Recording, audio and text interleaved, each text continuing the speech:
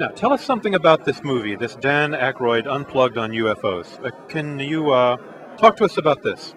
Well, What's the movie about? it's really about Dan Aykroyd's mind, and it's got a wealth of amazing footage of UFOs from the most recent to the most distant past, and expert witness testimony from astronaut Gordon Cooper, U.S. Air Force retired Ken Storch, John Schuessler, who worked at NASA as a contractor for years.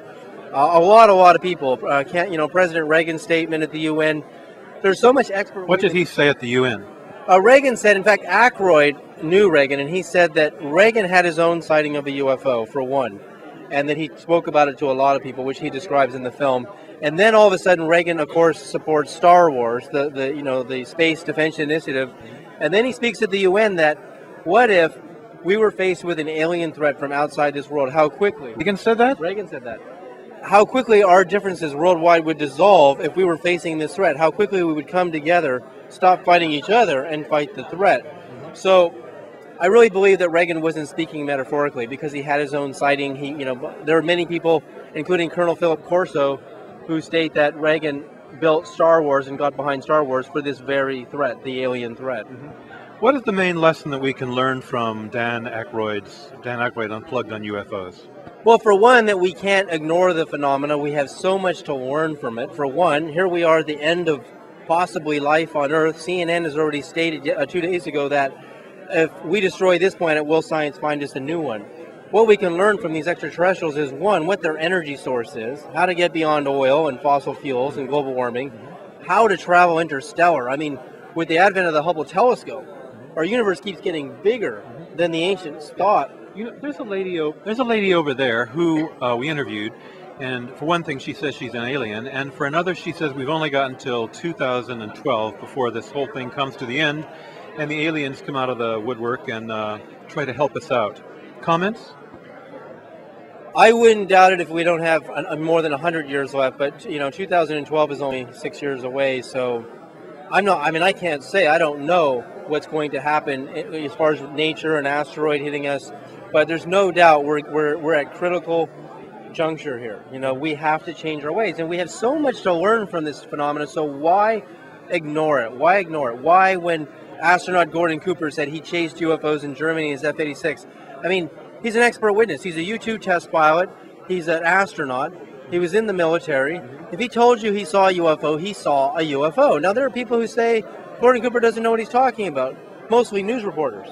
I mean, how does the news reporter have more knowledge of airplanes, models, makes, and numbers? I mean, Gordon Cooper knew every Allied and enemy aircraft by name and number. If he said he saw something that doesn't fit into those categories, that outperformed our fighter jets in every way in 1951 in Germany, then it's a fact. And then at Edwards Air Force Base in 1958, they saw a UFO land on the runway, his crew, and they filmed it.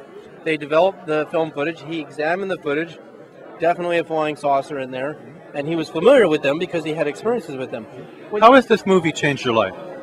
Well, making the movie changed my life because I got to really focus with a major celebrity and major expert witnesses to come together and with some of the best footage in the world to date to say this is a real phenomenon. We need to take this seriously. He also states that if extraterrestrials were viewing us from another dimension or even just visiting our planet, how upset they would be that we're destroying this beautiful planet. Right. Okay, well, I will check up on this movie, and the point of it is that they're here, they're real. There's one over there. And I'm told. Apparently there's one over there. Oh dear. I mean, ultimately we're all extraterrestrial. I mean, to somebody else. To somebody else. Yeah. Okay, well, thank you, David. Thank you, yeah. All right, yeah. It's amazing. Well, my name is John Bessire. I'm talking to James Gilliland. He's going to talk about the Hawaii Conference 2006, which is a UFO conference. And what is the conference about? The conference mainly was about exopolitics and preparing people for contact and opening the door on a very grand scale with international agencies, you might say governments and everything, preparing the groundwork for contact. Okay, what people attended the conference? We had the Canadian Defense Minister, former Canadian Defense Minister Paul Heller was there. There was several ambassadors. I was there. I was one of the speakers there. There's quite a large, I think it's on exopolitics.org. If you go there, you can see a whole list of the speakers, and pretty amazing speakers from a very high caliber were there. Is this to discuss what happens if there's first contact or if a UFO lands? It's kind of opening the door to make it safe for people to have contact and to stop a lot of the negative responses that are coming out, like having, some of the dark side of the government coming in, or a lot of people have either died or disappeared or have all kinds of negative experiences if they do have a contact. And this is opening the door so people of everyday life can have a contact and can come out with it and discuss it and kind of share in humanitarian knowledge and technology and things of that nature. It's just opening the door to join the rest of the universe in peace. Do you think the U.S. government knows about UFOs and covering up? I don't think they are. I know they are, without a doubt. I know they've been, there's a time CNN poll, they said over 80% of the people believe UFOs exist and there is a government cover-up. So basically the cover-up's done. I mean, they've blown it on that one, and they just need to drop it, because to save any credibility whatsoever, they're going to have to come clean now and admit that, this is a reality and it has been ongoing for quite some time. Have you seen any UFOs? I've seen the UFOs. I've seen their occupants. We've got over 3,000 eyewitnesses now. We have 60 hours of footage of ships landing, morphing from 1 to 3, interacting with people on the ground, photographs, people from every walk of life. We have people with PhDs in nuclear physics and plasma physics and biophysicists, airline pilots, air traffic controllers, you name it. We have come up to the ranch. Even a lot of Air Force people, and lately a lot of Boeing people are coming up to the ranch to see the ships, and that's happening on a regular basis.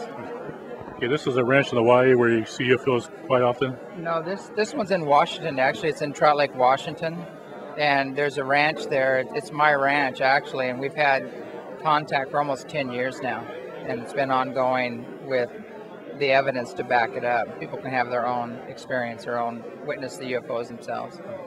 Are these flyovers, or have you seen any landings there?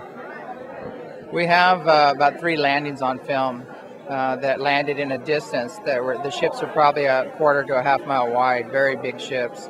As far as filming landings right up close, we haven't been able to film them yet, but we have had a couple right in the field where they've landed.